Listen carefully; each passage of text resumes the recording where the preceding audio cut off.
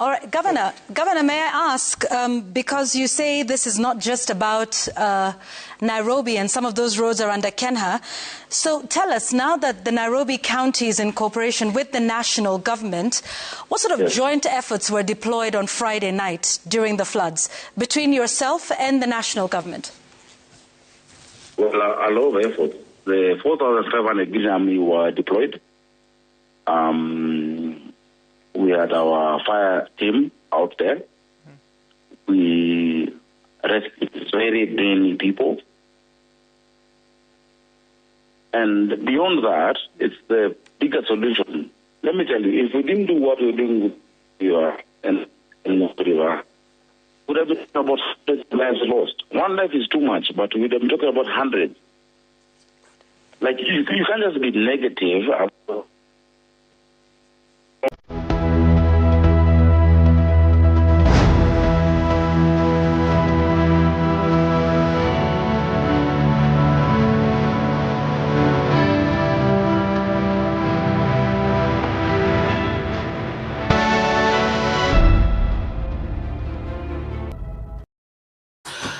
Welcome back, ladies and gentlemen, and thank you very much, guys, for your greatest support.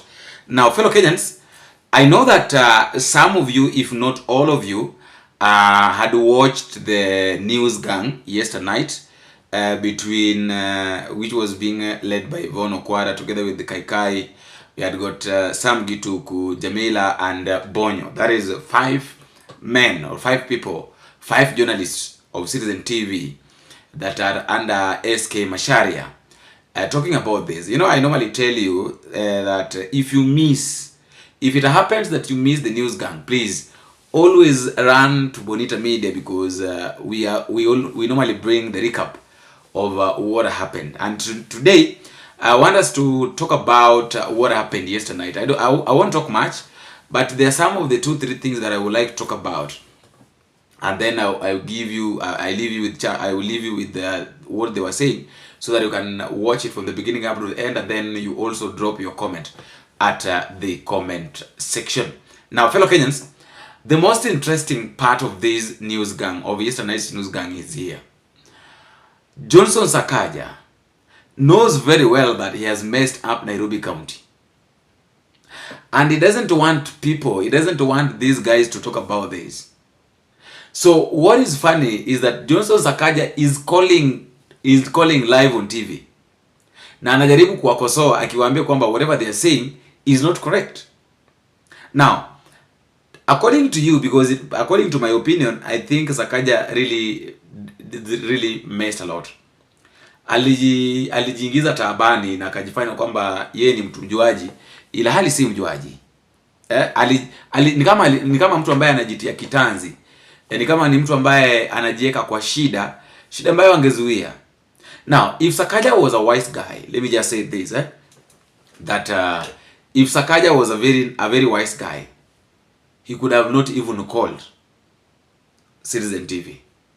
Because imagine, hii show iko live, and then unapiga simu. Ukishapiga simu, hata zile vitu ambazo unajibu,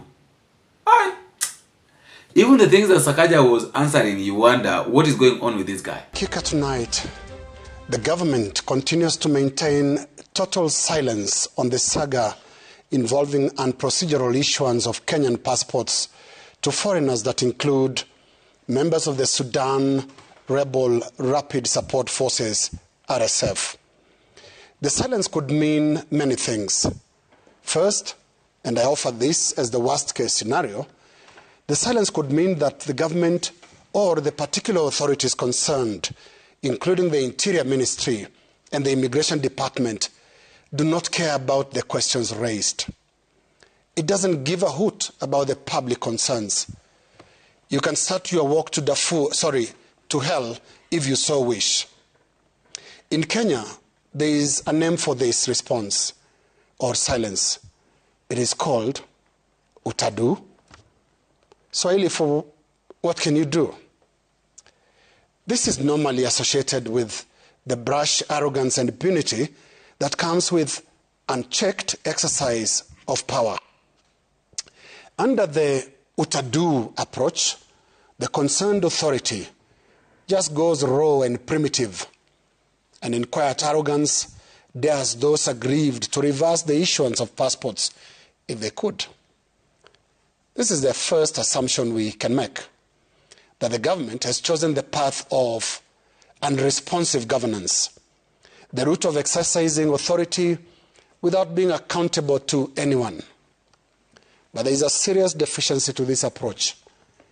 It is not supported by the Constitution and the law, and it therefore always ultimately fails. Article 10 of the Constitution of Kenya 2010 sets out national values and principles of governance that bind all state organs that include the Ministry of Interior and the Directorate of Immigration. The national values and principles of governance also bind all state officers and all public officers to values that include patriotism, rule of law, good governance, transparency, and accountability. Silence and being unresponsive are not part of our national values or principles of governance. Article 10 is also a reminder to state and public officers that you cannot exactly turn up in government with your own script. This is the basis of the valid questions raised about the dangerous trend of random issuance of Kenyan passports and national identity cards to foreigners. So, Kenyans will keep asking about the RSF and other passports, whether the government will answer the questions or not. Now, let me go back to the theories about this silence on RSF passports. In criminal law, silence is a protected right as a privilege against self-incrimination. In that case, an accused person cannot be forced to answer questions that might incriminate them. In the RSF passports case, I'm not sure we know the accused just yet, but I'm very sure we know that Nyayo House, the headquarters of the Immigration Department, could well be an active crime scene this very minute as Kenyan passports fly out to the hands of well-connected foreigners, including some from RSF. That is my kicker. What is? Where do things lie? It is a political agenda. Okay, yes. And I think what we witness, either from the team that calls it the agenda or the team that calls it lies, is the same question we asked around March 7th when this thing was signed. Because to me, this was a political deal. And a political deal largely involves convenience and goodwill in terms of implementation and execution. The 10-point agenda was very good in terms of handling a political issue at that moment. However, the question that we asked at that particular point was that how will we gauge its performance or its successes across what was said to be the 5 implementing arrangements. That is through the executive, where the issues like cabinet memos that were supposed to come out and all that. In the judiciary, where they're supposed to deal with the issues around law and order and compensation and all that. Across parliament, where there are bills that were supposed to have been crafted and passed to aid it. And within the constitutional commissions that were supposed to look at issues around debt and all that, and lastly through the counties. So for me, right from the start, the structure of the 10-point agenda was not okay because it failed. And I dare say that the people who crafted it either gave ODM the shorthand of the stick or deliberately failed to give them the things they could clutch on to assess the performance of this 10-point agenda, because there was nothing to indicate how do we assess if the executive is implementing what it's supposed to do. How do we assess the judiciary? You see, the basic KPIs were missing. So for me, right from the start, these are questions that needed to have been answered even before we went to trying to assess whether it is working or not. Let me just add that the political deal that was there then was simply to put the country in a platform that would help the ruling regime try and manage its affairs. And for that, it performed very well in trying to quell the political noise, especially amongst the young people of this country who are agitating and asking that the government of the day must respect and uphold the rule of law. At that particular point, it worked. But looking at it keenly, there were basic issues in terms of implementing this thing that missed from the start. And that is why assessing it right now all depends on your political lens. Because if you are in the faction that is lending ground, then you will say, indeed, it has worked. If you are in the faction that is lending mwananchi, you will clearly say it has not worked. However, for me, it was not a deal for the Kenyan people. It was a deal between two parties to try and manage their own affairs, and the Kenyan person was missing, and that is why we see all these noises that are coming. Right, and Now, this week, the Control of Budget released a report on the budget implementation by the national government, a regular accountability document that is published at the end of every quarter, meaning every 3 months. And just like is the norm, majority of state departments and entities had under-implemented the budget. On average, the departments absorbed 47% of the 4.69 trillion expenditure plan. But there were exceptions. The political offices had way better absorption capacity, posting upwards of 80%. State House, for instance, spent 93% of its recurrent expenditure in the first 6 months. What does that mean, you may ask? You see, as per the budget that Parliament passed in June 2025, State House was allocated 8.4 billion shillings to finance its programs for the year. Of this, 7.6 billion shillings was to fund recurrent expenditure like salaries, operational costs, and more.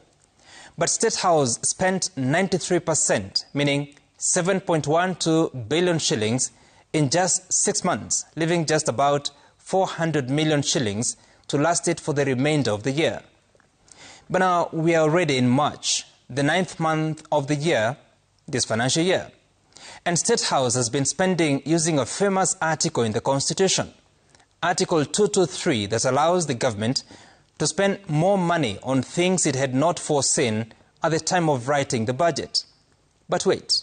In the financial year 2024-2025, State House spent upwards of 12 billion shillings to finance its programs, despite having cut it to just over 4 billion shillings following the Gen Z demonstrations in June 2024. And so, if State House had spent 12 billion shillings in a year of cost-cutting, how did the same institution plan to spend just over 8 billion shillings in the year that followed? Well, we were told of zero-based budgeting being applied across government. Was this it? The 8 billion shillings is already depleted. And to correct this, a supplementary budget is under consideration by Parliament to grant State House an additional 8 billion shillings to run it to June 2026, the end of the financial year. While at it, the second highest office in the land has been spending too, shooting its budget limits exceeding 90% expenditure by the 50% mark of the year. The Office of the Deputy President now requires an additional allocation of 61%. So, what is going on? How is it convenient for offices like State House, Office of the Deputy President, National Treasury, and the Interior Departments to draw resources under Article 223, extend their budgets under the banner of, quote, other expenses, and just spend, while other crucial sectors are struggling to run? At a time when quality assurance offices in the education sector are struggling with underfunding as low as 25% by mid-year, what explanation can suffice that some high offices can spend double of their original allocation? What if every other office demanded double the allocations? Secondly, when the government and country at large spend nearly 9 months in the budget-making process, only to realize unforeseen circumstances in the first 3 months of the actual financial year. Who is fooling who? When the government overuses Article 223 to meet the political intentions of senior office holders, denying crucial sectors and most needy persons in Kenya of what could easily be life-saving, where is the value of fiscal planning? And finally, when the government continuously asks Kenyans to tighten their belts, asks public officers to exercise fiscal discipline, to hold meetings virtually instead of unnecessary travels, but the same senior government officials crisscross the country with a battalion of public officials to dance at podiums and spread some political messages and tokens, effectively expanding their allowed expenditure limits, there can only be one question. Where is the sense? That's my sense. Nearly 50 Kenyans are dead. That is the number now confirmed after the torrential rains that swept across the country on the night of Friday, March the 6th. In Nairobi alone, more than 20 people lost their lives as floodwaters surged through neighborhoods from Mukuru to South B, sweeping away cars, flooding homes, and trapping motorists overnight. Thousands more have been displaced, and families are still searching for missing loved ones days later. Yet, what followed that night has been as telling as the floods themselves. Not the rain, the response. By the time the country began absorbing the scale of the tragedy, many Kenyans were still sharing videos of submerged roads, stranded families, and bodies being recovered from floodwaters. The Kenya Meteorological Department had warned of heavy rains days earlier, forecasting intense downpours between March the 3rd and March the 9th across several regions, including Nairobi. The warning was there. Preparedness was not. And when the tragedy unfolded, the response from leadership seemed curiously detached from the magnitude of what had happened. Condolence tweets appeared. Statements followed. Promises of relief food and multi-agency responses were issued. But for families who lost their loved ones to fast-moving floodwaters, condolences arriving hours, even a day later, do little to answer the most urgent question. Why did so many people die? Because floods, even heavy ones, do not automatically become mass casualty events.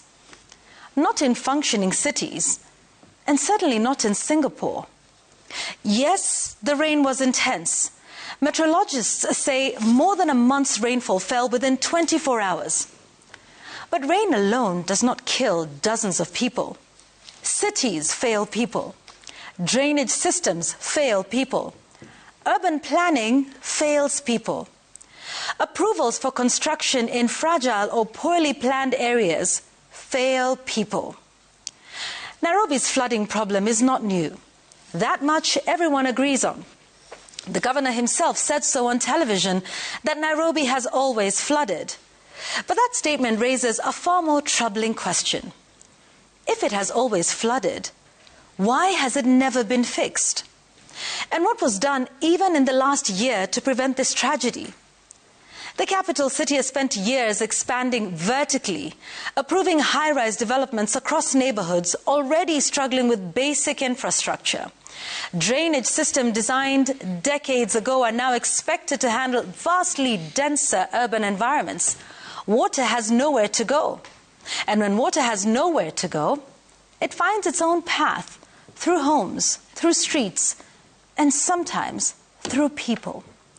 The images from that Friday night were heartbreaking.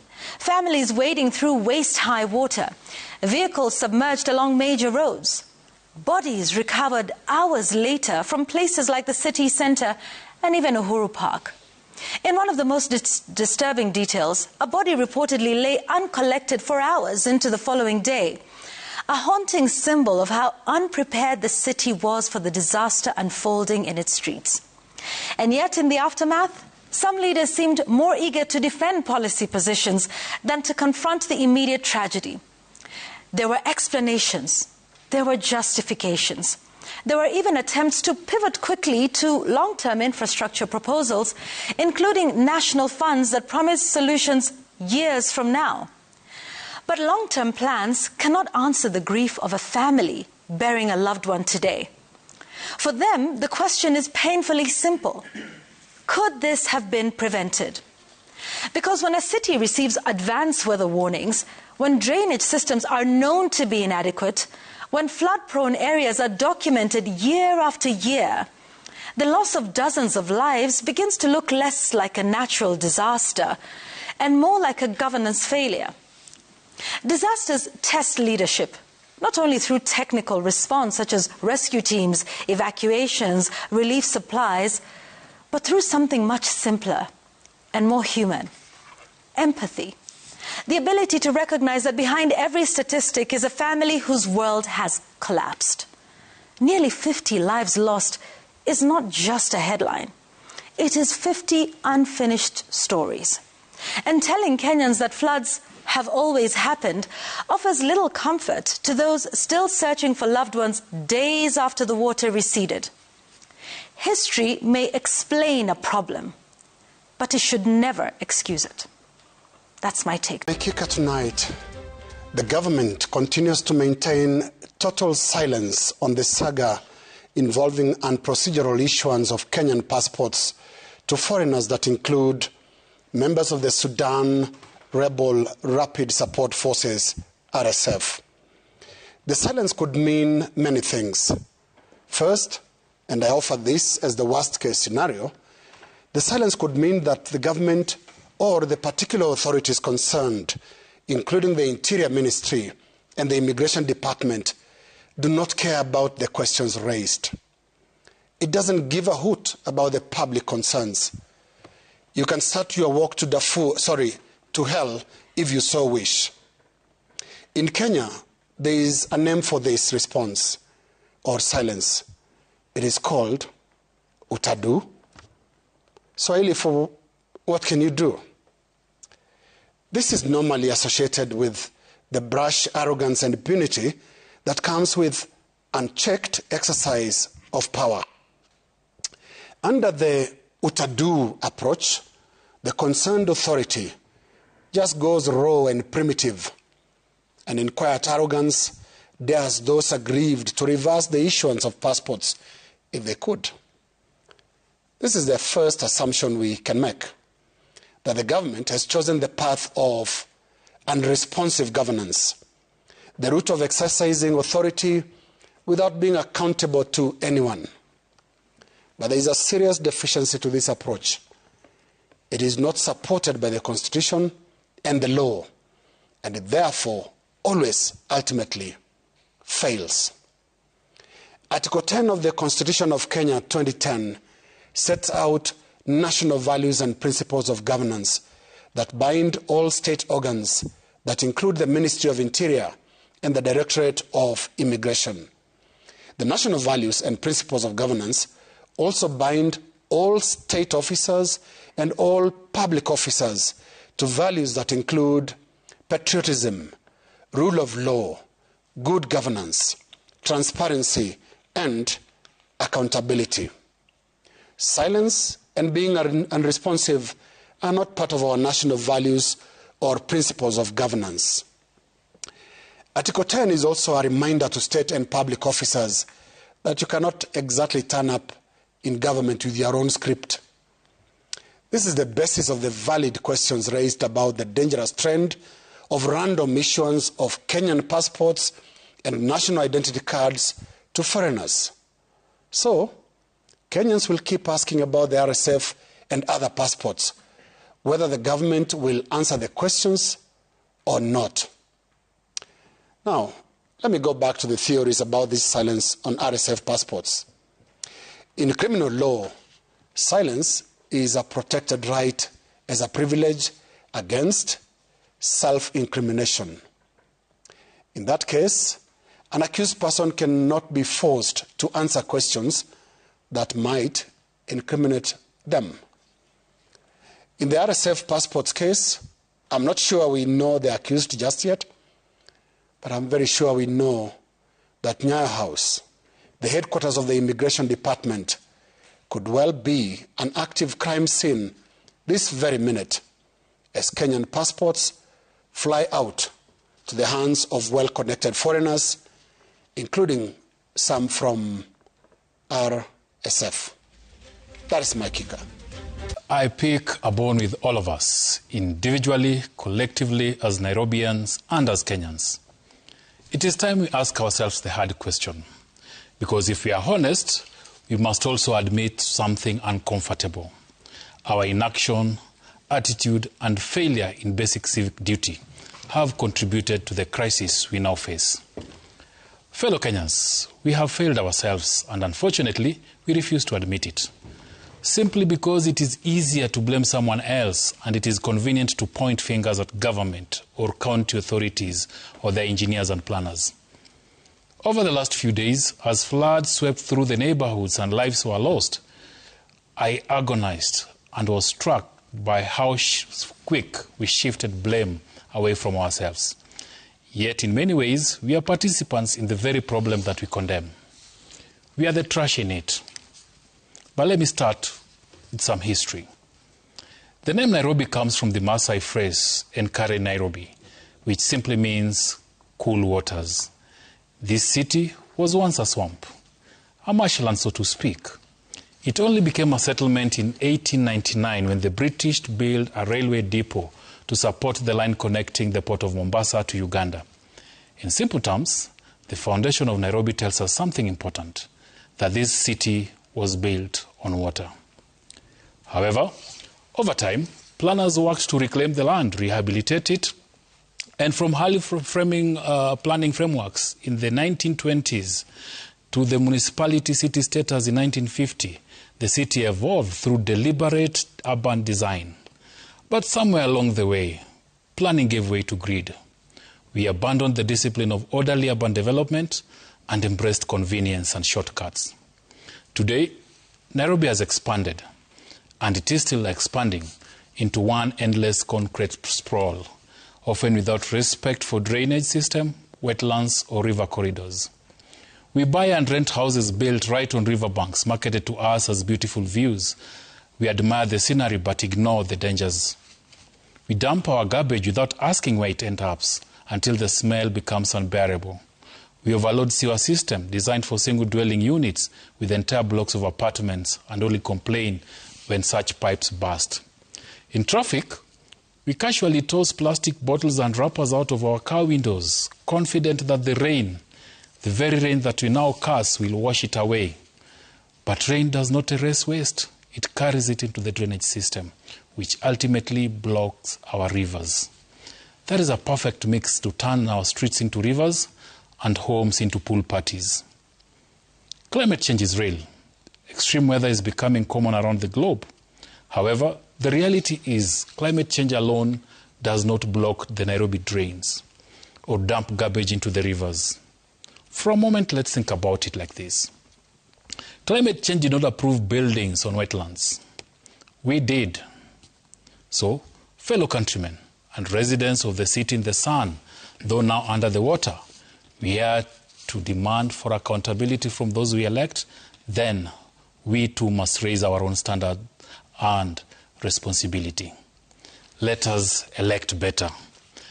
We must protect our riverbanks instead of encroaching on them, just like we must stop bribing city officials to approve buildings where none should stand.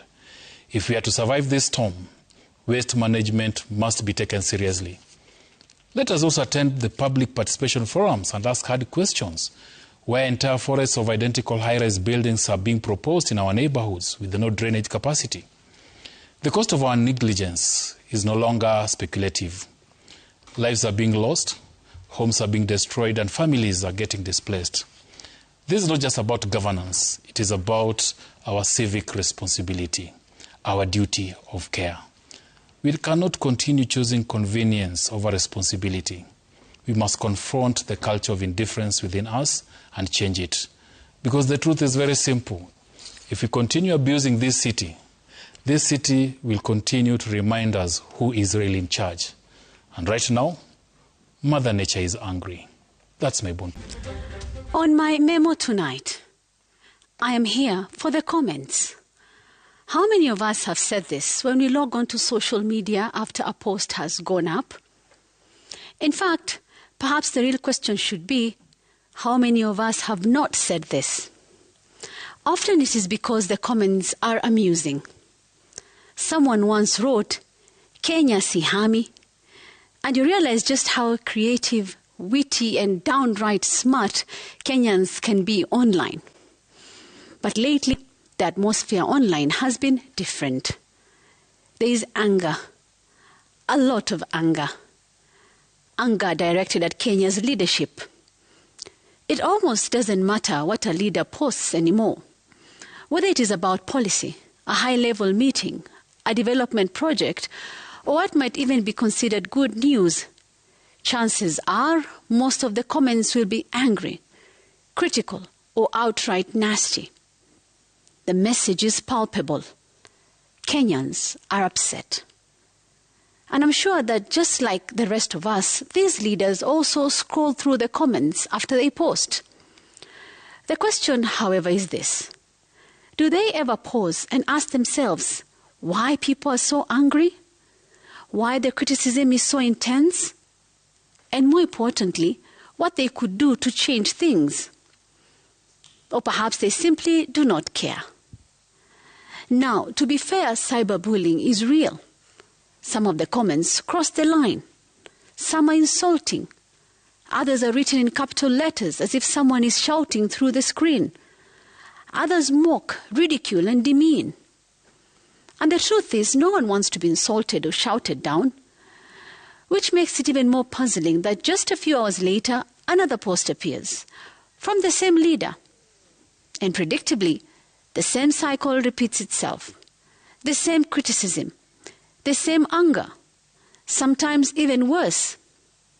It makes you wonder if this is a case of doing the same thing over and over again while expecting different results. Or perhaps the conclusion is simpler. Maybe people no longer believe you. Maybe they are simply tired. Whatever the reason, kuna shida katika Manyata. So the next time you as a leader post something like, "Good morning Kenyans, wishing you a great day," perhaps take a moment, scroll through the comments carefully. Because sometimes the comments are not just noise. Sometimes they're telling you exactly how the country feels. President Ruto is your candidate for UDA-ODM coalition. I think they should have that honest conversation. Stop delaying the country on this thing called 10-point agenda, because it is even misleading. What these guys are talking about is 2027, and that's the way to have an honest conversation. Their time was extended another 3 months to June. For what? To achieve what? The bargaining power of ODM is gone. It doesn't have the bargaining power. What President William Ruto will do is what he chooses to do, because actually out of magnanimity, if I can put it that way, because the political weight loss in ODM is, I say, extremely severe. They have absolutely no bargaining power in this arrangement. They are best focused on 2027. And in 2027 already, they are limping on the question of running mate. I see the half-hearted calls for, we'll take the running mate position. We want the running mate position. They don't want it. They don't have the capacity to ask for it. Absolutely. They don't. Not in the current state. Because, again, look at ODM. It's divided into two factions. How much stronger is ODM than Ford, Kenya, or DAPK? Really, seriously, at this point. Because our politics is centered around personalities and individuals. When Raila Odinga exited the stage in October last year, they should have expected this. ODM is in no position to negotiate as an equal anymore. No, I don't think so. Yeah. Ni ile tu mtu, sema tu ni ule mtu tu ile mtu danda kabisa. But my worry was this, or my question, why would you call? Why did you decide to call TY? And that is now where the point of the flood is coming from. So, fellow Kenyans, those who are watching within the country, those who are outside the country, I would like you to tell me what you think at the comment section. Just your own opinion. Because as it stands right now, we are at a point of no return. Leaders can do whatever they want to do. They can say whatever they want to say. But they know very well, they have to understand that we are not going to give them another chance. Because when we give them chances, they misuse the chances. So tell me, what is the benefit of giving somebody who cannot help you a chance to help you? And you know very well that this person cannot do this. Anyway, nimesema sitaki kuongea sana. I just want to give you time. I want to give you time to watch the video from the beginning up to the end, and then after watching, you drop me your comment at the comment section. You also tell me what you think, because hii mambo jinsi ambavyo lipo ama jinsi ambavyo hivyo venye iko hivi, there are a lot of things to be done. I don't know kama Ruto anaweza amua na atume watu waende waka-attack this team, but of course hawezi, kwa sababu ile wakati ambayo angefanya ilikuwa ishapita. Right now people love news gang to a point that people cannot miss to watch the news gang. But Abba Bonita Media will just bring you the recap of what happened. So fellow Kenyans, please just be patient and watch what happened from the beginning up to the end, and then after that you drop me your comment and also tell me what you think needs to be done, because this is just my own opinion. I would also love to listen or to know your own opinion or story concerning what had happened.